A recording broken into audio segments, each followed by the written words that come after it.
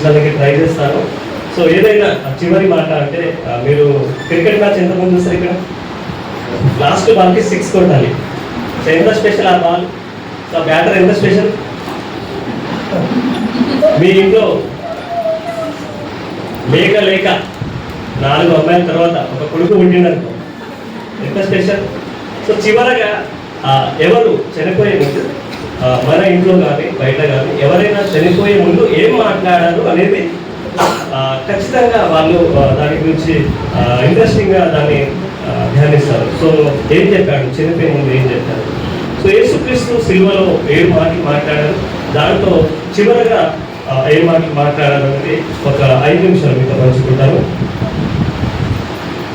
అప్పుడు యేసు గొప్ప శబ్దంతో కేక వేసి, తండ్రి నీ చేతికి నా ఆత్మను అప్పగించుకొనుచున్నాను అని ఆయన ఇలాగూ చెప్పి ప్రాణము విడిచారు. యేసు ప్రభు వారు తండ్రికి ఆత్మను అప్పగించుకొనుచున్నాడు, అలా చెప్పి ప్రాణాన్ని విడిచాడు. ఇక్కడ ఆత్మ వేరు, ప్రాణం వేరు. ఒకసారి మనం ఇదే మాట పాత నిబంధనలో కీర్తనలు 31:5లో మీరు తీయాల్సిన అవసరం లేదు, నేను చదువుతున్నాను. నా ఆత్మను నీ చేతికి అప్పగించుకొనుచున్నాను, నా ఆత్మను నీ చేతికి అప్పగించుకొనుచున్నాను. సో యేసుక్రీస్తు చనిపోయే చివరి క్షణంలో, ప్రభువా దేవా నా తండ్రి నా ఆత్మను నీ చేతికి అప్పగించుకొనుచున్నాను అనే మాట మాట్లాడుతున్నారంటే, చనిపోయే ముందు దేవుని గుర్తు చేస్తున్నారంటే యేసుక్రీస్తుకు తండ్రితో ఎంత సంబంధం ఉందో ఇక్కడ మనకు కనిపిస్తుంది. మీరు మొదటి మాట ఒకవేళ మీరు చూసి ఉంటే, తండ్రి వీరేమి చేయించున్నారో వీరు ఎరగరు, మొదటి మాట అది. చివరి మాట మీరు చూస్తే, తండ్రి నా ఆత్మను నీ చేతికి అప్పగించుకొనుచున్నారు. ఒకసారి మీరు యోహాను సువార్త 10వ అధ్యాయం 18వ వచనం ఇంకా చూస్తే ఒకసారి చూడండి. 10వ అధ్యాయం 18వ వచనం. ఎవడునో నా ప్రాణము తీసుకున్నాడు, నా అంతటా నేనే దాన్ని పెట్టుచున్నాను, దాన్ని పెట్టుటకు నాకు అధికారం కలదు, దాన్ని తిరిగి తీసుకున్నటకు నాకు అధికారం కలదు, నా తండ్రి వలన ఈ ఆజ్ఞ పొంది. యేసుక్రీస్తుని ఎవరు చెప్పలేదండి. యేసుక్రీస్తును ఎవరో చెప్పలేదు. యేసుక్రీస్తు స్వయంగా తానే తన ప్రాణాన్ని, తన ఆత్మను బలియాగముగా, సాక్రిఫైస్, సెల్ఫ్ సాక్రిఫైస్, ఎవరో బలవంతం చేస్తే యేసు ప్రభు చనిపోలేదు. యేసు ప్రభు మన కోసం శిలువ యాగాన్ని జరిగించాడు, ఇష్టంగా జరిగించాడు. ఎందుకు సాక్రిఫైస్ చేస్తారంటే, ఎవరైనా ప్రేమిస్తే సాక్రిఫైస్ చేస్తారు. మిమ్మల్ని ప్రేమించేవారు ఎదురైతే మీరు ఇవ్వకుండా ఉంటారా?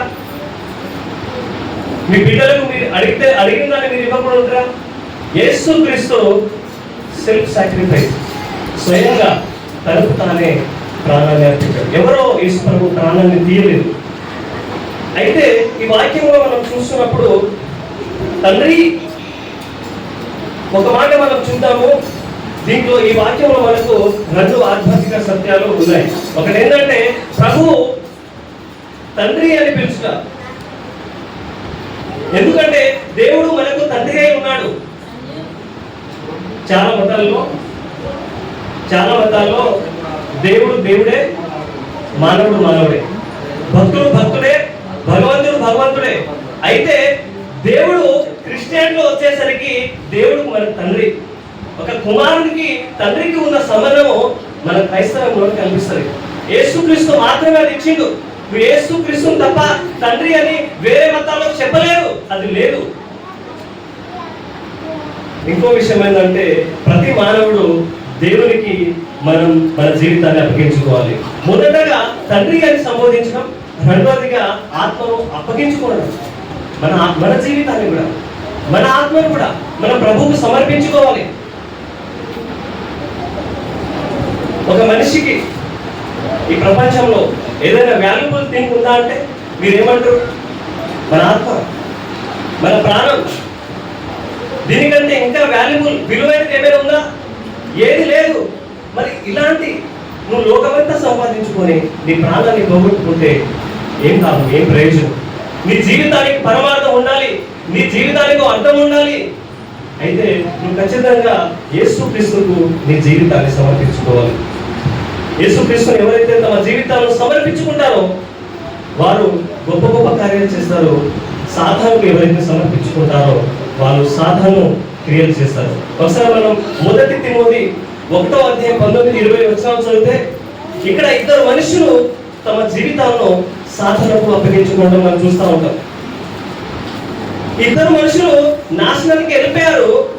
అయితే ఒకసారి మీకోసం నేను ఒకసారి చదువుతాను. అట్టి మనస్సాక్షిని కొందరు త్రెసివేసి విశ్వాస విషయమైన ఓడ బద్దలైపోయిన వారి వలె చెల్లియున్నారు.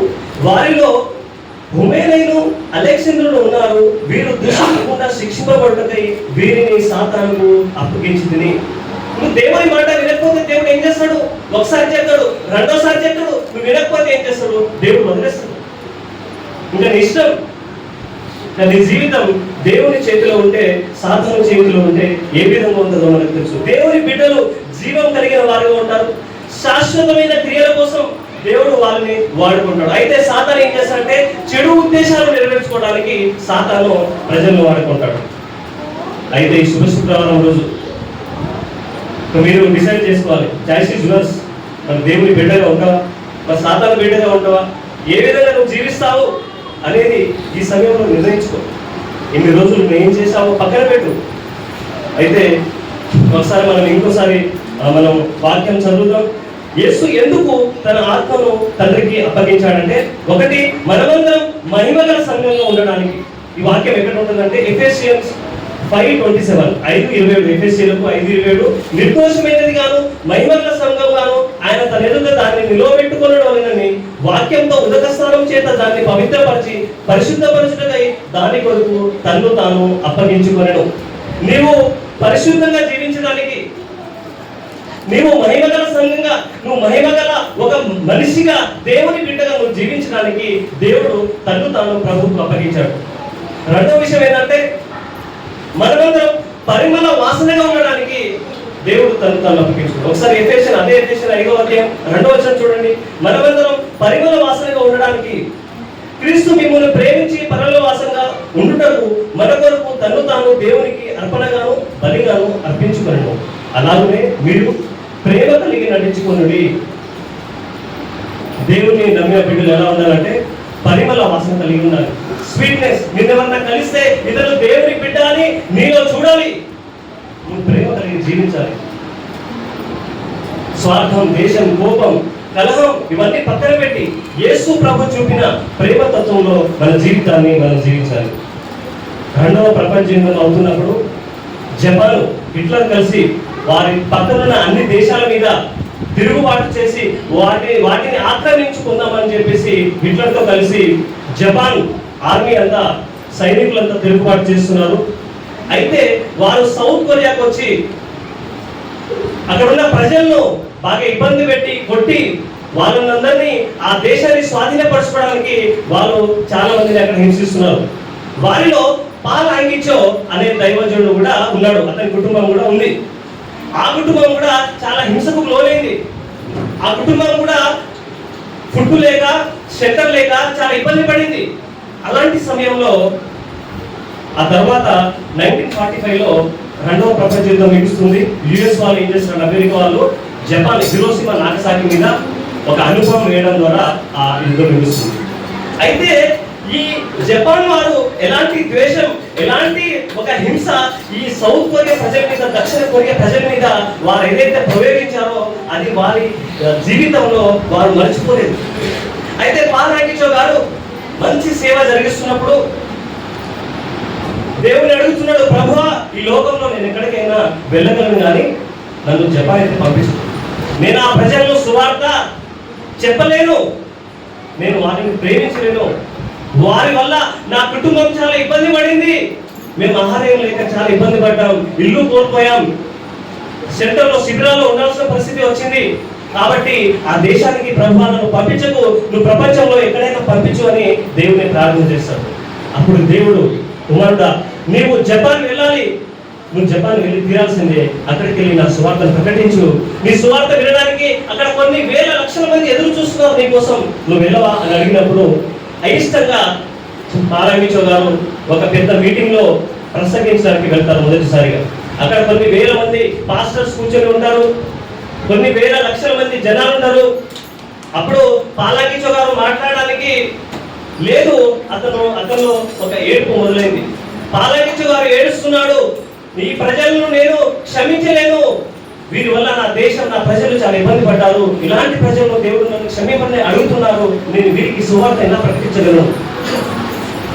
ఇతను ఏడుస్తున్నాడు. అయితే యేసు ప్రభు వారు సిలువ మీద నుంచి సిలువ ఆ దర్శనం చూపిస్తూ, నా కుమారుడా, ఇగో నన్ను వీళ్ళు ముళ్ళ కిరీటం వేశారు, నా చేతులకి కాళ్ళకి మేకులు కొట్టారు, నన్ను కొరడాలతో కొట్టారు, నా రక్తం కాల్చాను, అయినా నేను వారిని క్షమించాను, మీరు వీరిని క్షమించలేవా అని దేవుడు పాలాంగిచో గారితో మాట్లాడినప్పుడు ఇతని హృదయం తెరవబడింది.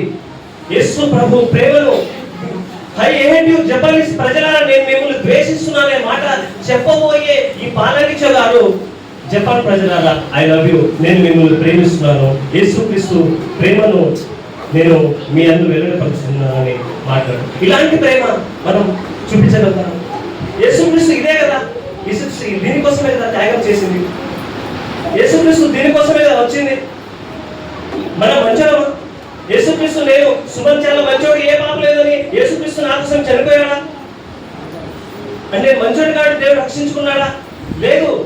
అయితే దేవుడు మన యెడల తన ప్రేమను వెల్లడిపరిచి ఉన్నాడు. ఎట్లనగా మనం ఇంకా పాపులమై ఉండగానే యేసుక్రీస్తు మన కొరకు చనిపోయాడు. మన పాపులమై ఉండగానే యేసుక్రీస్తు మన కొరకు చనిపోయాడు. మనం పరిశుద్ధంగా లేము, మన పాపంతో నిండి ఉన్నాము. అలాంటి పరిస్థితుల్లో యేసు ప్రభు మన కోసం చనిపోయాడు.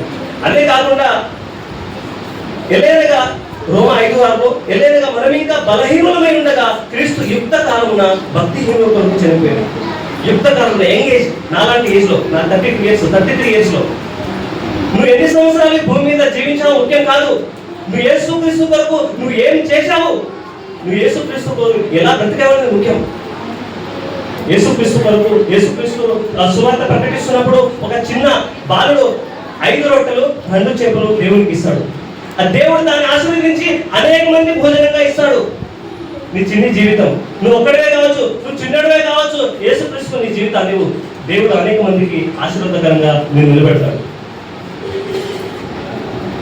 అదేవిధంగా మన దేవదాస్ సార్ చెప్పారు, తెర చిరగడం వల్ల మనం దేవునికి దగ్గరగా వెళ్ళిపోయాం. మనం దేవునితో సహవాసం ఇప్పుడు చేయొచ్చు, దేవునిలో ఆనందించవచ్చు, దేవునితో తండ్రి అని పిలిచే ఆధిక్యత దేవుడు మనకి ఇచ్చాడు. ఆయనతో సహవాసం చేయడానికి, ఆయన ఆరాధించడానికి, ఆయనతో స్నేహం కలిగి ఉండడానికి, ఆయనకు తండ్రి అని పిలిచే ఆధిక్యత దేవుడు మనకి ఇచ్చాడు.